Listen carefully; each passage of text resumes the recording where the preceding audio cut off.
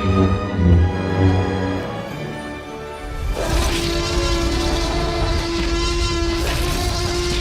right, everybody. Here we are for episode 117 of Now Showing with Mike and Wayne. Back together again. Sorry for the episode this last week where it was just myself. We had some, things that got in the way we couldn't help. So here we are now. And Wayne, well, welcome back to your podcast. I've missed everyone so deeply.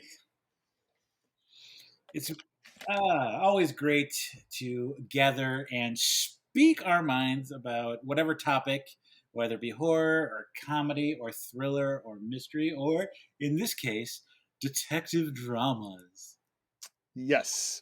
So we are reviewing Enola Holmes 2, which is a detective story.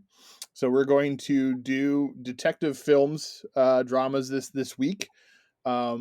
Newsflash, we're not going to probably talk about Sherlock Holmes just because too obvious. Right, exactly. And to be honest, it's been a while since I've seen the two with Downey, which are really the only two that I would like watch. We could talk about the Holmes and Watson from Unfortunately, I haven't seen that one.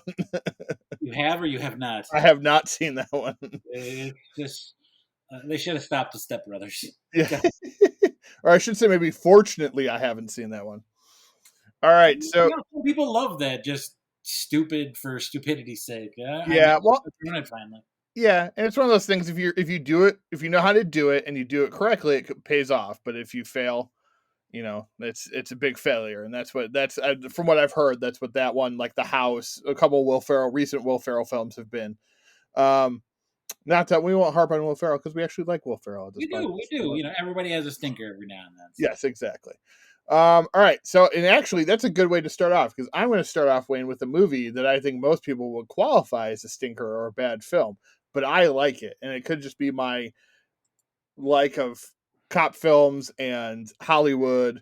And so we have today the perfect combo of Hollywood cops, Hollywood Homicide, starring Harrison Ford and Josh Hartnett, directed by Ron Shelton, known for either cop movies or baseball movies.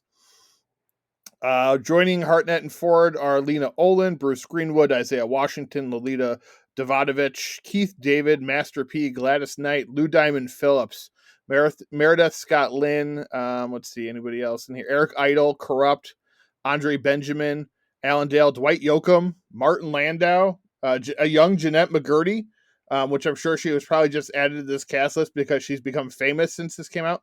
Anthony Mackie in it. So I believe he's one of the guys that gets killed at the very beginning. Hollywood Homicide. Huh? Master P? Yeah. Master P. Great soundtrack. Hollywood Homicide is a film where Josh Hartnett's like a young up-and-coming detective, and he has to work with a grizzled vet, Harrison Ford. Now, Hartnett wants to be famous. He wants to be in Hollywood where they're doing, where they're detecting. When they get put on this murder case, they hate each other.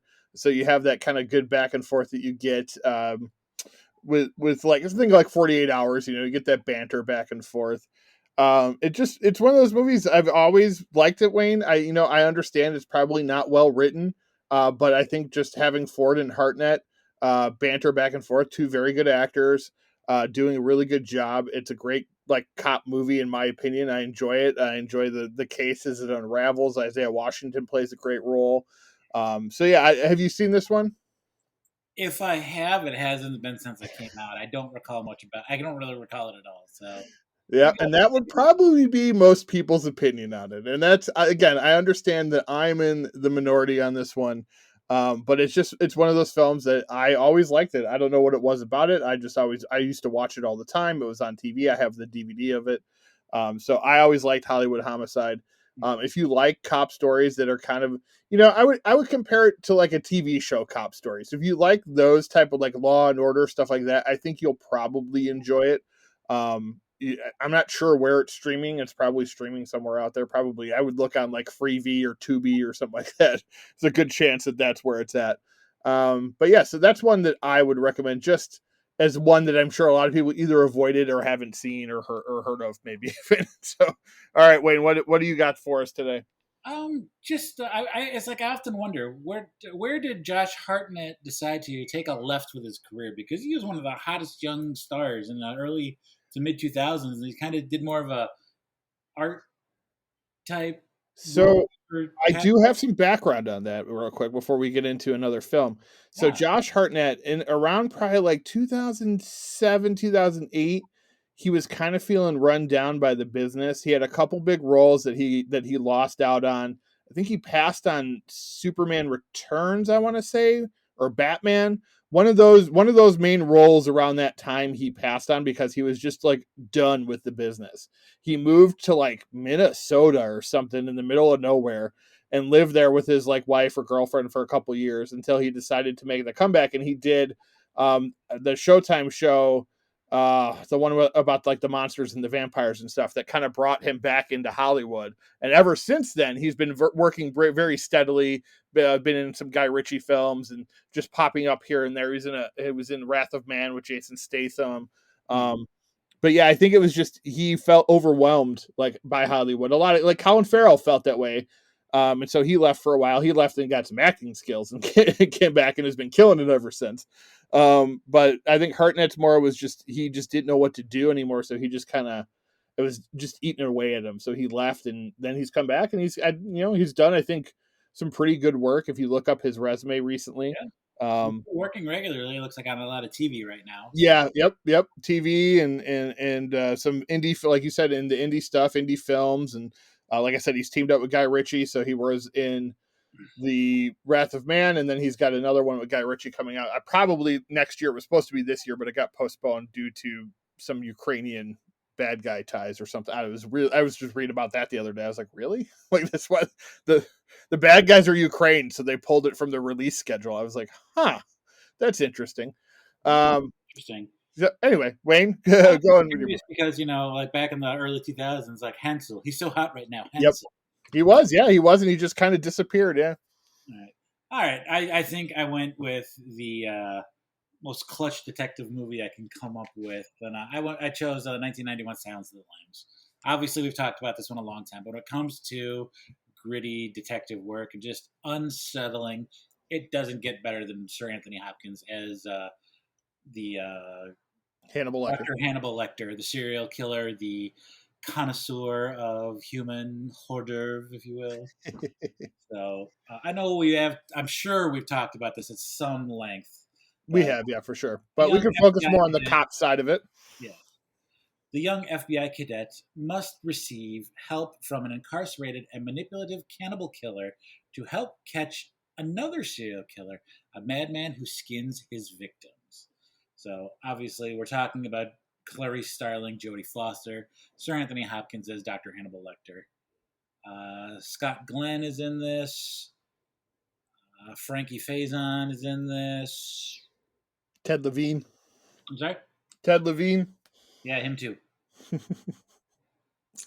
puts the lotion in the basket or gets the hose again. Yes. So I meant to watch this in October during spooky season, and I just didn't get around to it for some reason. I was just like, huh. Anyway, but just gosh, the delivery and just the overall encompassing performance from Anthony Hopkins in this. Just Yep. know that he's talked and done, documentary. I'm looking for a word that's like a documentary, in depth, like discussions about what he did to prepare for this role. Yeah. I don't recall exactly what that Probably, was. yeah, Just, behind the scenes stuff and then yeah. probably an interview, I'm guessing. And I think like you never know what his true motive is until the very end. Mm-hmm. It's like because he's toying with Clarice the whole time, and he's making fun of her. He's like, "You look like a rube," shit like that. It's just when it comes down to the actual detective work, when they have to go and break into that storage facility, and he's got Yep. the head sitting in the jar, and there's the scene when she visits him the first time, and the guy throws semen on her after he Yep. does his little happy time. And then the next time she goes back, that guy's no longer a problem. Yes, Dr. Lecter is offended by that and Yep. proceeds to convince the guy to kill himself. I would never have allowed that. Great performances from both of them. Jodie, Oscar-winning performances from both of them. Fantastic. It is a movie I think we've talked again. It's one of those ones that We we talked talked about this recently because we talked about the scene where he makes his escape. It's like, how much time did this guy have? right. Exactly. Really We talked about on our forget about killers episode. We talked about him specifically. yeah. So in this point, we'll focus a little bit more on Jodie Foster and the FBI part of it. Yeah. Like I like the structure of how this film has all the FBI stuff and all the Hannibal Lecter stuff. Like it just the way it all comes together is very smart. The fact too that they, even though she's led them so far, they still aren't sure if she's the right person. So they, at the very end, she's like, I got a gut feeling. And they're like, no, we got him. We're going to Chicago. And it turns out that was the entirely wrong place. And And that editing in that is oh, so fantastic. Where it's like you think that they're about to arrest Buffalo yep, Bill, Buffalo Bob, Buffalo Bill. Buffalo Bill. You're right. Yeah, Buffalo Bill. There's just so many different incarnations of the character. It's like, all right, Yeah. what's the correct name for this guy? And then it's like he opens the door and there's just Clarice standing there, so she's totally right. Yep. Mister Bureau of Detective guy who's Yeah. trying to get in her pants. He doesn't listen to her. Yeah, it's a great performance from Ted Levine too in that scene. That whole scene. Let's talk about that scene a little bit where when he turns the lights off and he's got the goggles on, the nighttime goggles, and she's just basically like going by instinct. Like that Mhm. whole scene is just very tense, very incredible, very well acted by both of them. Just a really strong film. One of the few horror films to clean up at the Oscars, Best Picture, Best I don't know if it won Best Director, but Best Actor, Best Supporting, or no, Best Actor and Best Actress. As Anthony Hopkins, only in the movie for 35 minutes, petitioned to be nominated for Best Actor for it, and I think he deserved it because his character, despite only being in that short amount of time, looms largely over the whole film. So it was definitely a lead performance in just a little bit less screen time. The So only thing Oscars that did not win were Best Editing and Best Sound. Best yes, Writing, Best Director, Best Actress, Best Actor, and Best Picture. yeah. So it cleaned up, man. It cleaned up on the major awards. You could also say it fucked me. It fucked me so hard. It's also when we talk about movies where people were like, "Well, it's more of a thriller than a horror film." That's what No, because no. because it's prestigious, it's we have to. But I'm like, it's about two serial killers and one guy eats another guy's face. So I'm sorry, but that's a horror movie to me. Johnny Um, in his you can ass. put any other connotation on it if you want, but that's what that is. So, um, yeah, it's a great movie. So I'm glad you brought that one up because It is. we could have an entire podcast on that. Yeah, it is available on Prime Video, so Nice. check it out if you get a chance. All right, so my next one is going to stars one of America's favorite actors, Keanu Reeves. It is directed by David Ayer. It is not Point Break, which I'm sure a lot of people, ooh, Point Break, not Point Break. It is Street Kings. It stars Keanu Reeves, Forrest Whitaker, Hugh Laurie, Chris Evans, Common, and The Game. It is a story of a kind of a corrupt cop played by Keanu Reeves. He plays outside the law, outside the lines, if you will. I Chris love Evans, Johnny Mnemonic. yeah, kind of. Chris Evans plays the guy that's supposed to kind of keep him in line. He's like the new guy, but he's like all by the book and stuff. Um, Basically, Keanu Reeves is uncovering this huge uh, internal corruption within the police force, and he who has been part of some of it as well. So he's kind of putting his life on the line, even though he is also one of the bad guys. Hugh Laurie plays the internal affairs guy, trying to bring them all to justice. There's a lot of is this guy good? Is this guy good throughout the whole movie? I thought they did a really good job with this. I like normally, and we could talk about some of David Ayer's missteps, but I think this is one of his better films. I really like Street Kings. It's very gritty. It's where Rebecca and I got the get out of line, just beat someone with a phone book because it doesn't leave a mark. I don't know if that's true, but that's what Keanu Reeves does in this film with the game is he hits him in the face with a phone book. He's like, look, this doesn't leave a mark. I'm Just like, like oh, in a Family Guy. Yeah, if they're not listening, beat them with a bag of sweet Valencia oranges. It tells you what for and doesn't leave a mark. exactly like that. Um, so yeah, this is one. It's great. It's a great thriller. It's a great like uncovering the mystery type detective cop film. It's one of those that I've always really liked, and obviously I really like Keanu Reeves, so it's also cool to see him play a character who's both good and bad at the same time. So he's kind of flirting that line, which he doesn't always do. Usually he's one or the other. So I liked it. Wayne, are you familiar with this one? I am not familiar with this one, but I am looking it up right now to start streaming. Yeah, I definitely recommend people watch that. Especially, like I said, Keanu Reeves has kind of become this, untouchable person who we don't try to trash Matthew Perry. So I don't know if you're familiar with that, but Matthew I Perry. am. I Yep. am. I was going to let it go because I love Friends, but fuck them. I was like, no, he did not just do that. Like, obviously, he hasn't been paying attention to how beloved Keanu Reeves is. Um, we all understand his limitations in acting. That's not why everyone loves him. Is they love him because he's Keanu fucking Reeves, man. All right, so off that then. But yes, so Street Kings, check it out. Really good film. There is a terrible sequel that you could skip for sure, but I think Ray Liotta's in it, so rest in peace, Ray Liotta. But it was not. I think I only saw about 5 minutes of it. I was like, yeah, I'm good. So this one though, Street Kings, look out for it. Very good. Highly recommend. Wayne, what is your next film? I really feel like I'm slacking off because I choose another one that I know I've talked about before. But since we're talking about detective work, we got to talk about 1993's The Fugitive. Why? Because I chose it and it's my show, so deal with it if you don't like it.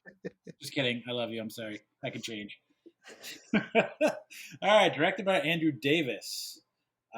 This classic stars Harrison Ford, Tommy Lee Jones, Celia Ward, Julianne Moore, Joey Pants, Joe Pantoliano. Did I He's never amazing.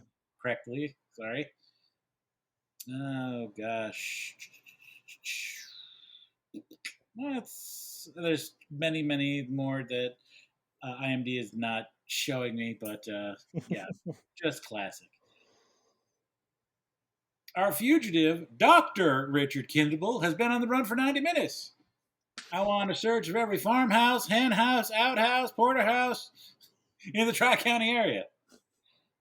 Because I didn't kill my wife. I don't care. Some I of the don't care. One of the All right. great scenes. Yes. Dr. Richard Kimball, unjustly accused of murdering his wife, must find the real killer while being the target of a nationwide manhunt led by a seasoned U.S. Marshal. And I've talked about the quotes and all the Harrison Ford aspects of this, but the technology, like the lack of technology that they use, just kind of, but still using their detector smarts to pinpoint what's Yeah. going on. Hmm.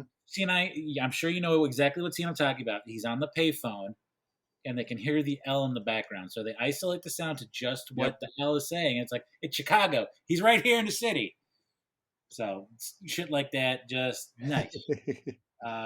They I forget exactly how they start researching because I know obviously Dr. Kimball is looking for the one-armed man. Yes. The one every time somebody does it, they do it in the Jim Carrey voice now because that's just Yeah, it wasn't me. It was the one armed man.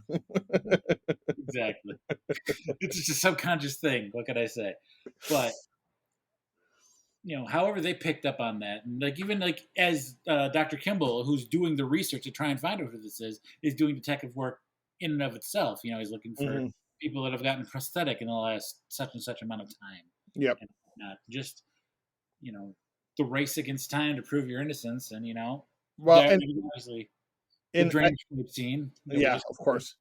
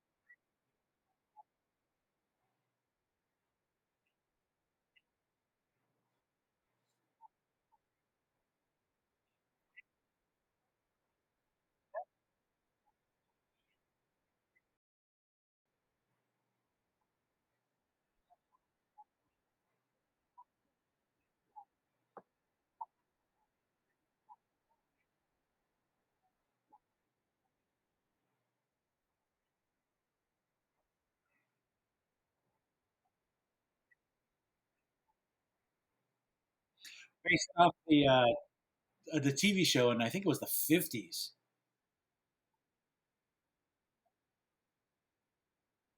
Really? Huh.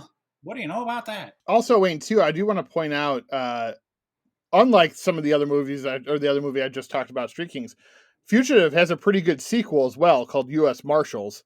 I was just gonna say that. That was one of is that at right after Downey Jr. when it had his issues, or before? It was like right before. I think it was Okay. right before he had all those issues. But yeah, Downey Jr.'s in it playing the villain, the not Whoa, whoa, whoa! Easy with that Don Jr. stuff. You backtrack there. yeah, sorry. RDJ. We'll go. RDJ is in this film. Plays the villain, and Wesley Snipes is the new fugitive who's being framed and set up. And Tommy Lee Jones reprises his Academy Award winning role to go and track him down. Very interesting film. I like U.S. Marshals, not as much as The Fugitive, but I enjoy it almost on the same level, I think. As a sequel though, and not expecting a whole hell of a lot from it, outstanding work. Right, exactly. Why did you kill that boy? Yeah, I think you're right, and I think that's the thing about that film is because it was a sequel to an Academy Award winning film. You're kind of like, oh, wow, why? And then you watch it, and you're like, oh, this is actually really entertaining. And it's just yeah, and they bring back the whole all of Tommy Lee Jones's cast, his cast of characters, his all his agents. So I thought that was a lot of fun too. Um, all right, so two I'll mention before I get to my last one that I want to talk about here. Narc and The Nice Guys. I know I talked about Narc and The Nice Guys before. Really good detective stories. Nice Guys is a kind of a more of a comedy from Shane Black, and it's set With in the Russell Crowe 70s. and what's his face, Gosling, right? Right, yeah, Ryan Gosling, Russell Crowe. I really love that movie a lot, so go check that out. Narc is 2002 Joe Carnahan film with Ray Liotta and Jason Patrick. Really good movie, really gritty, really dark. I really love that film a lot. But I'm going to go to, I think, one, Wayne had talked about some more prestigious films, and this one had a lot of prestige behind it when it came out. LA Confidential. Nice. 1997, directed by Curtis Hanson, written by Brian Helgeland and Curtis Hanson, starring Kevin Spacey, Russell Crowe, Guy Pearce, James Cromwell, David Strathairn, Kim Basinger, and Danny DeVito. Winning another Oscar winner that we're talking about, winning the Oscar for Best Supporting Actress for Kim Basinger. I don't know that it won any other beyond that, but she was fantastic in it. So I mean, there's something to say for that for sure. Oh, here we are. Here's the Academy Awards. It won Best Screenplay and Best Supporting Actress. So, and it definitely deserved it. The screenplay is phenomenal. It's a nice introduction to American audiences of Russell Crowe and Guy Pearce.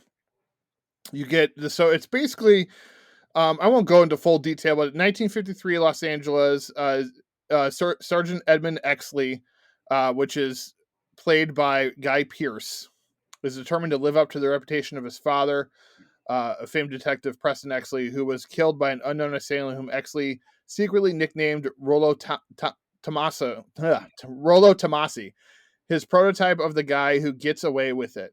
He volunteers to testify against corrupt police officers involved in the Bloody Christmas case in exchange for promotion to detective lieutenant against the advice of precinct captain Dudley Smith. So you have Guy Pearce and you have Russell Crowe. Russell Crowe is like kind of a detective who doesn't play everything by the book, looks at Guy Pearce differently because he ratted on fellow police officers, but they end up kind of forming like this duo of like finding out all this intrigue and all this shit that's been going down that is corruption within the police force, corruption within Hollywood. Kevin Spacey's character. It's one of those films that's interesting because it portrays, and this is going to be a spoiler, people. If you haven't seen it, I apologize. Kevin Spacey's character is portrayed as like the lead of the film because he's Kevin Spacey, and by this point, he had already won an Oscar. Halfway through the movie, Kevin Spacey's character is no longer with us. So it's one of those movies that had like a big shocking like middle part of the film where you're like, oh shit, I thought he was the lead actor of the film, and then it basically kind of you're like, okay, so we're following these two guys, and you switch over to Guy Pearce and Russell Crowe, who end up bringing us the rest of the way. Great early performances from those two. Russell Crowe, I think obviously with Gladiator and all the movies that he's done has gotten his due. I think Guy Pearce is still super underrated, put in so many great performances over his career. He's kind of been relegated to doing like these B story, these B films that no one ever talks about, and then he'll pop up in uh, some show that you're just like, oh shit, fucking Guy Pearce, and he kills it, and you're just like, why is he not in more shit? Maybe it's by choice at this point. I don't know. He's been around a while, so. But I really love this movie. It's been a while since I've been able to watch it. I'm going to watch it soon because it just sticks in my head everything about this film. Um, Wayne, what are your thoughts on LA Confidential? I don't know if I can top any of the things you said, man. Knocked it out of the park. Guy Pearce, just fantastic. And I think it's really just his like, fuck it. I don't want to do something that's, beneath me or just something that's like showy or flashy. I want something of substance. Yeah, that's So, true. It's very true. Yeah, he was he definitely chooses some interesting roles, and a lot of times he'll be covered up too. You won't even realize it's Guy Pearce until the end of the film. You're like, oh shit, that's fucking Guy Pearce. So, just a very interesting actor. Like I said, I just don't think we talk about enough. All right, Wayne, what's the other one you want to talk about? I think that I'm going to wrap up my third choice, the biggest mystery in the container dialogue moment of all time. What's in the box? 1995's Seven. Uh, we have Brad Pitt and Morgan Freeman as Mills and Somerset trying to catch the elusive. Oh, what's the name for him? The Seven Deadly Sins killer, Yeah, uh, who is portrayed by Kevin Spacey, listed as John Doe. Gwyneth Paltrow is in this, as well as John Cassini, Daniel Zacapa. Arlie Ermy. Yes, police captain. He's just listed as police captain. Yep. Police captain Army. I Yes. one another interesting note, Wayne, before you get started about this film is that just so people know, younger people maybe not know this, Kevin Spacey asked not to be credited in this film because he didn't want people to know he was in it.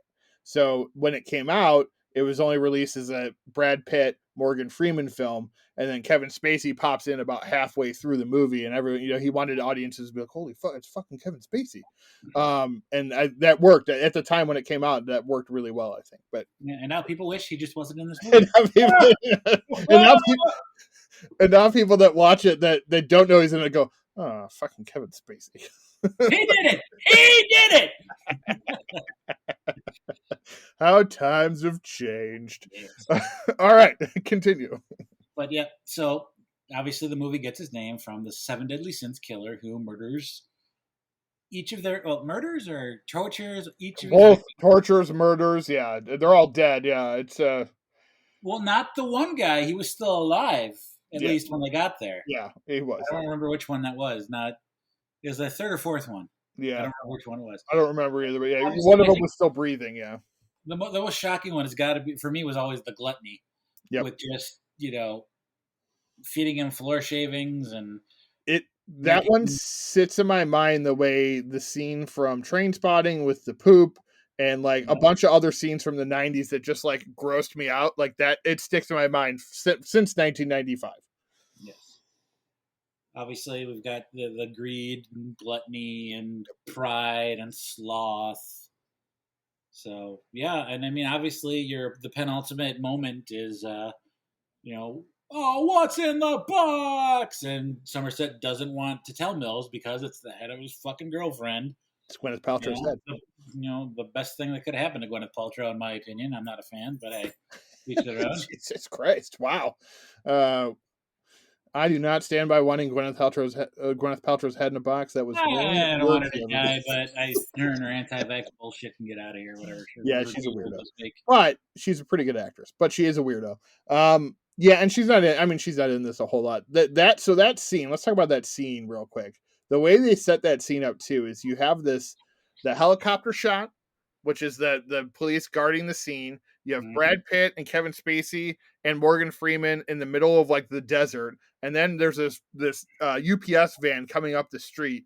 Morgan Freeman leaves to go meet that, so you get a nice helicopter shot of like the whole scenario happening, and then you get the tension of when Morgan Freeman opens that box and you see the blonde hair sticking out of the box. We don't actually see the head, so I think it was like kind of like a Jaws moment. They're like, let's not show everything.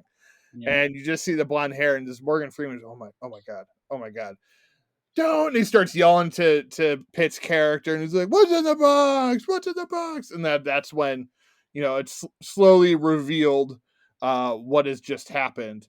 And Kevin Spacey, basically, his character setting himself up to be murdered by Brad Pitt's character, and that's the final deadly sin, which is vengeance. Yeah. So, and his was Spacey's was it not pride? It was, what was his? It was lust, or wherever, like jealous. It was jealousy, basically. I forget what that one's. Envy. Envy. That's right. Yeah, he envied Brad Pitt's character, and then Brad Pitt Right. revenge. Just that whole montage with the slow motion of her opening the door Yeah. and oh my god.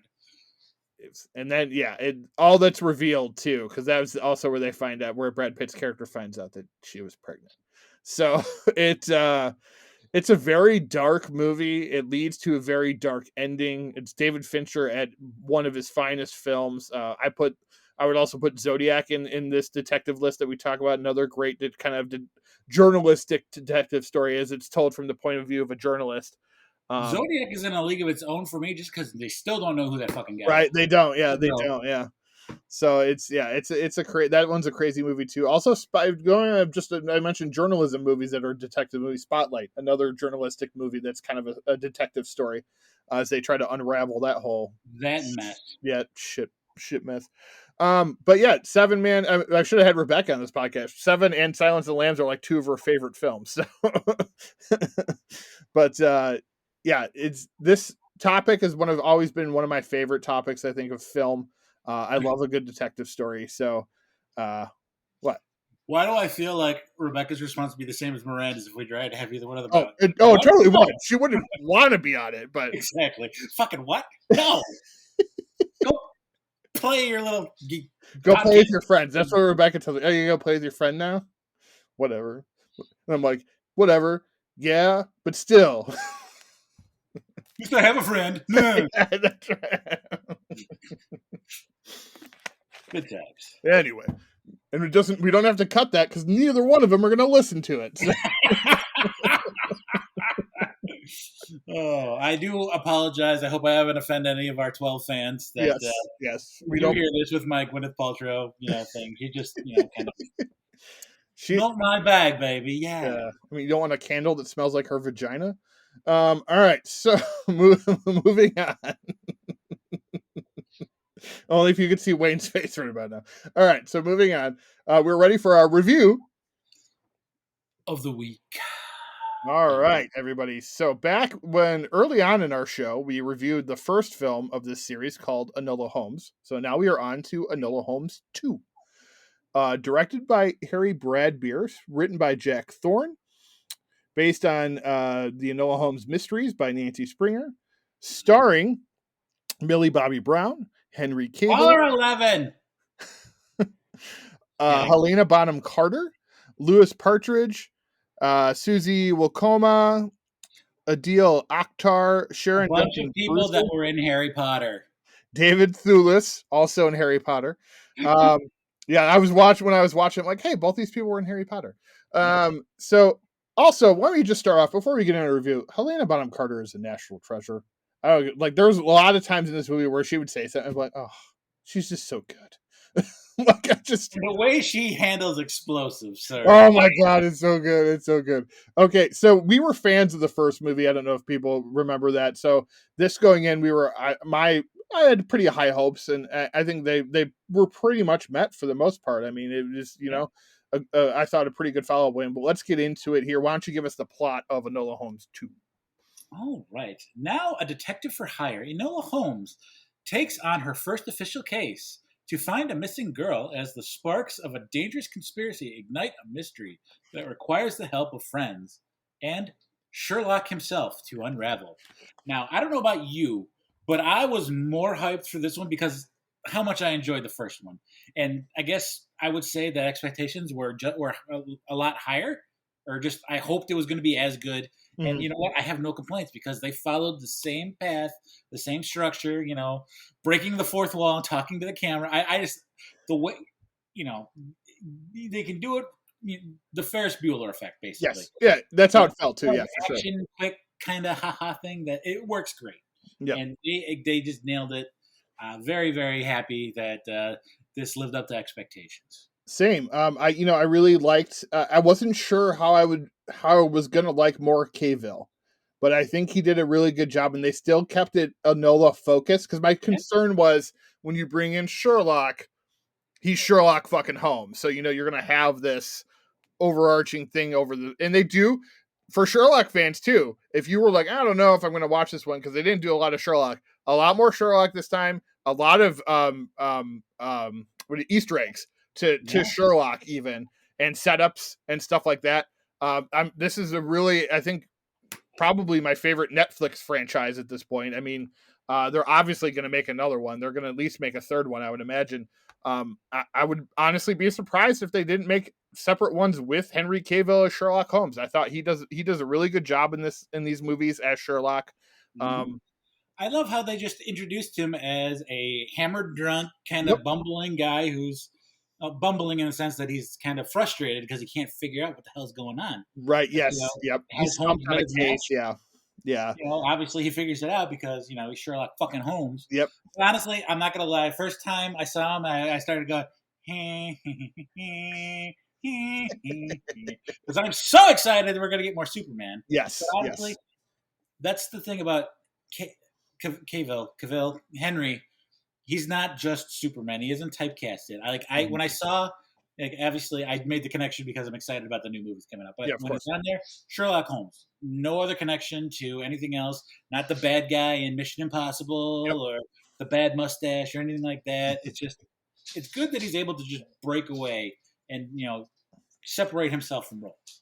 It's nice to see someone. I think what you're getting at too, someone who's been in the superhero movies who hasn't been pigeonholed to that and hasn't really only been thought of as that. And I think uh, starting his career out on Tudors and then kind of working his way into big budget movies and then kind of smaller stuff, and then uh, we'll get into it in the news and notes with The Witcher and everything going on there. But moving into The Witcher and all that stuff, he has been a guy who's taken a lot of chances, and it's nice to see them start to kind of pay off. The one thing too I did notice, Wayne, because we'll get into it in the Witcher conversation, but the fact that he's not a producer on this movie, I'm like, all actors are producers of their own movies now. So I read a note before we started this podcast that he's going to start taking a more hands-on uh, approach to all his films and media and stuff like that. And I think a lot of what happened with The Witcher has led to that and stuff. So, which is just like I said, and I think probably in his mind, he's like, well, I'm just an actor. I'm going to stay an actor. But now he realizes why Millie Bobby Brown is a producer on Enola Holmes too, because it's her character, it's her movie. She wants control of how this movie represents her.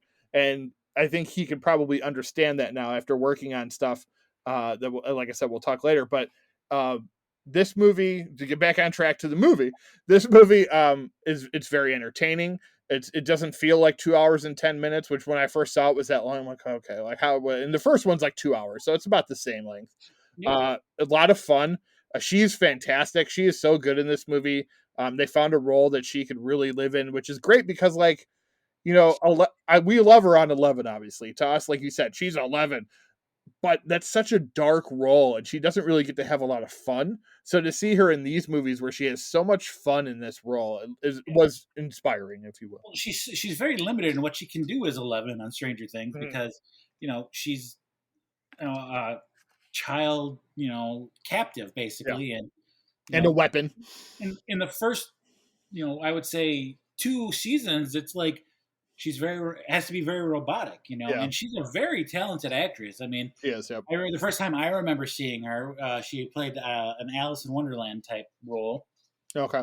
and then obviously she did a spot on NCIS, and Miranda used to love Mm, that show. And she was a little girl who killed her mother so her father would come home from active duty. Very makes dark, sense. very twisted, and Yeah. holy cow, it was great, great stuff. So She's very talented. So I'm glad she kind of has this franchise to herself now. right, It'll be interesting to see if they bring Mycroft back, Sam Claflin. He was not in this one, but except for a photo. But yeah, and the returning cast all great. like I said, Helena Bonham Carter is just she's amazing, and just put her in everything because she was so good in this.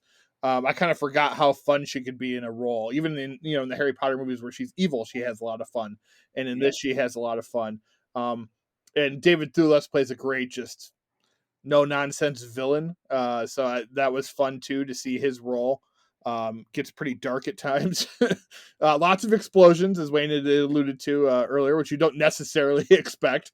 But there's definitely some good one-liners, a lot of fun.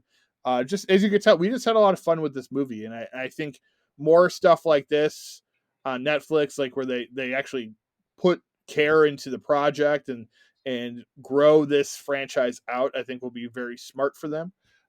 For me, Wayne, it's a 7.5 or 8 out of 10. I mean, I really enjoyed it a lot.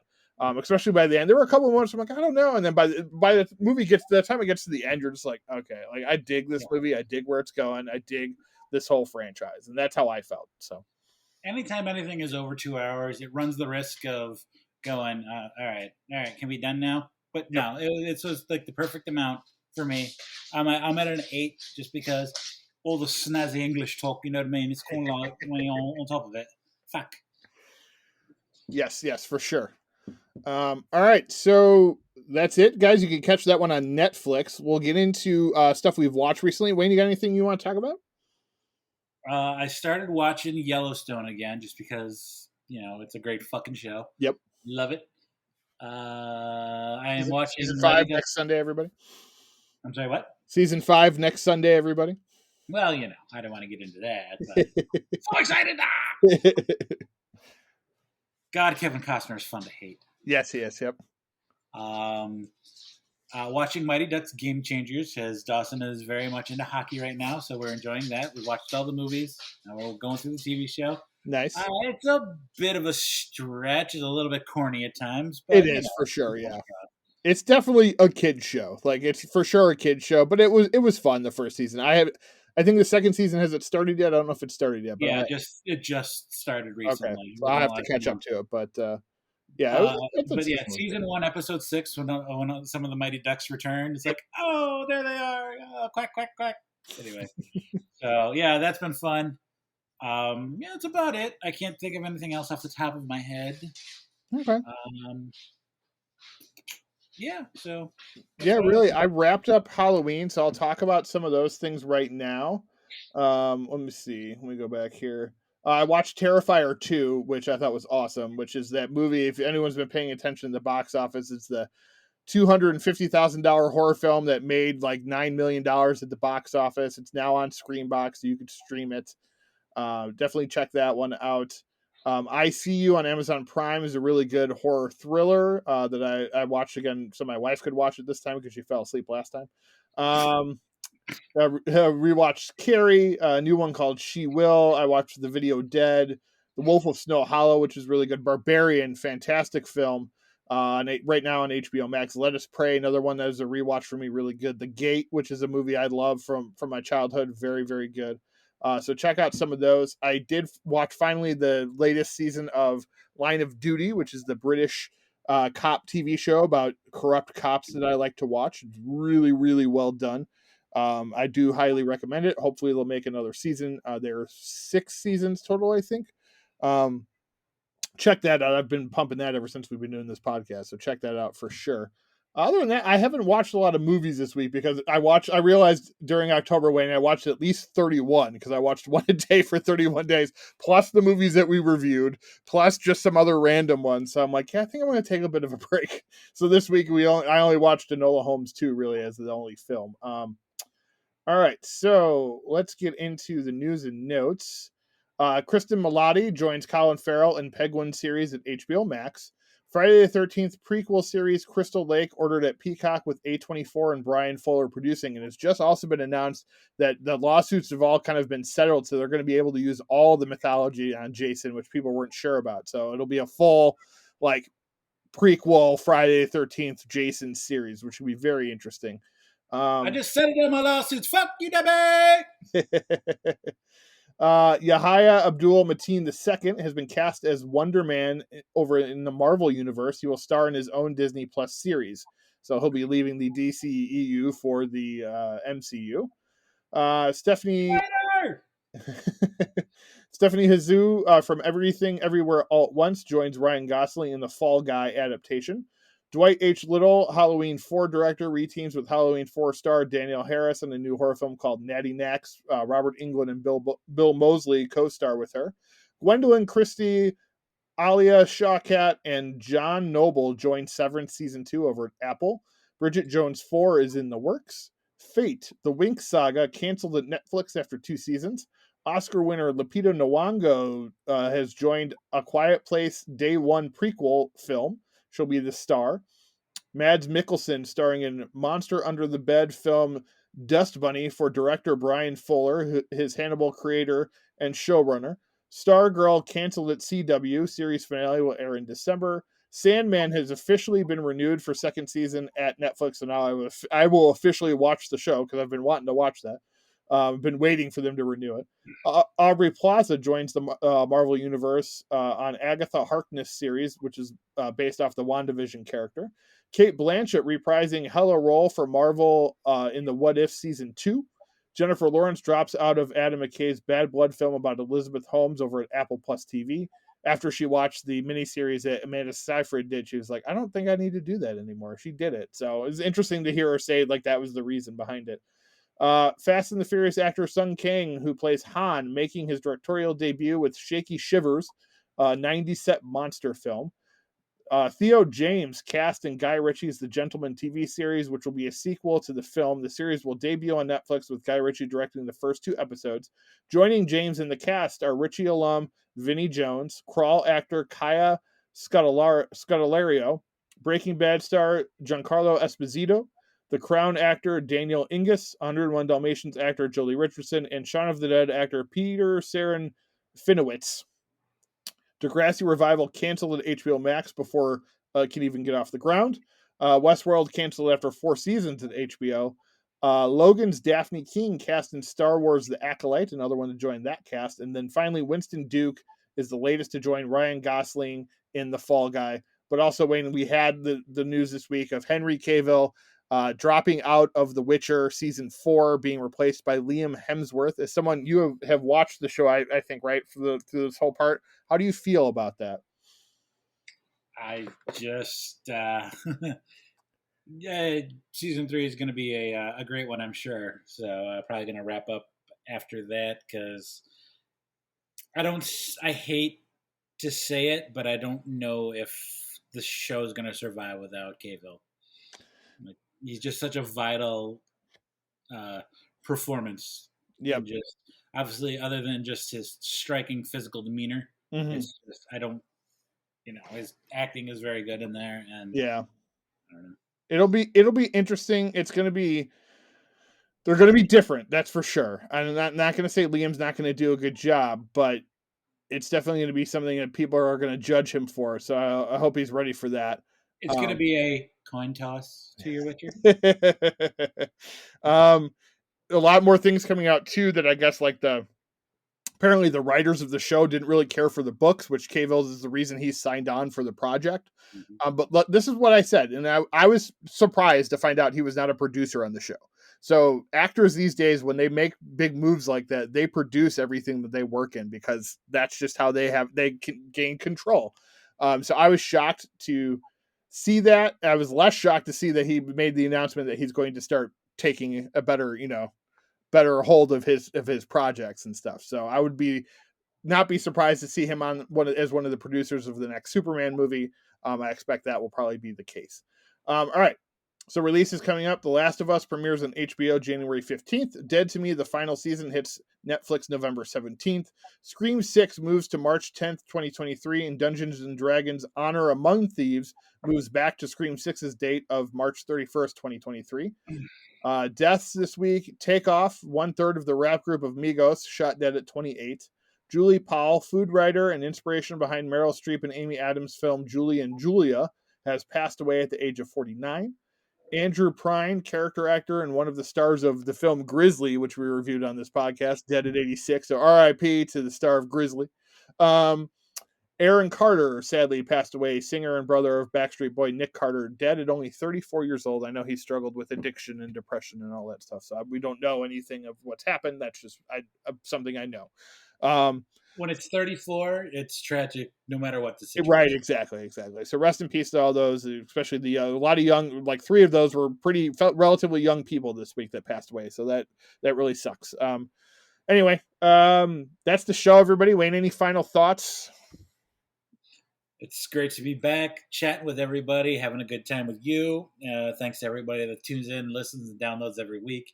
We have been seeing some marginal growth lately, and I hope that everybody that's new that's listening will tune in and download again because we do appreciate you very, very much. Yes, we appreciate everyone downloading and listening to the podcast. If you ever want to be a guest, just let us know. We'll pretty much have anybody on. So that is the show for this week, everybody. Thank you for listening. This has been another episode of Now Showing with Mike and Wayne. Ronald Reagan, the actor? Hasta la vista, baby. Hey, everybody, we're all gonna get laid.